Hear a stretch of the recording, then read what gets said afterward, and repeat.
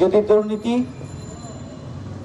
সন্ত্রাস, চাঁদাবাজ মুক্ত নতুন বাংলাদেশ প্রতিষ্ঠার জন্য এদেশের জনগণকে স্বতঃস্ফূর্তভাবে ভোট দিয়ে তাদের কাঙ্ক্ষিত প্রতিনিধি নির্বাচনের পরিবেশ তৈরি করে দিতে হয়, তাহলে অবশ্যই আগামী জাতীয় সংসদ নির্বাচন হতে হবে পিআর পদ্ধতির মাধ্যমে।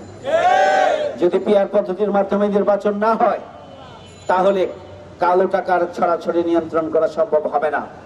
যদি পিআর পদ্ধতির মাধ্যমে নির্বাচন না হয়, তাহলে কোনোভাবেই সন্ত্রাস এবং ভোট বাক্স নিয়ন্ত্রণ এবং দখলের প্রতিযোগিতাকে থামানো যাবে না।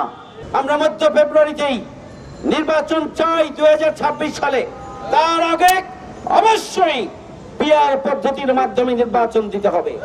তার আগে জুলাই সনদের আইনগত সাংবিধানিক ভিত্তি দিতে হবে এবং তার ভিত্তিতেই আগামী জাতীয় সংসদ নির্বাচন অনুষ্ঠিত হবে।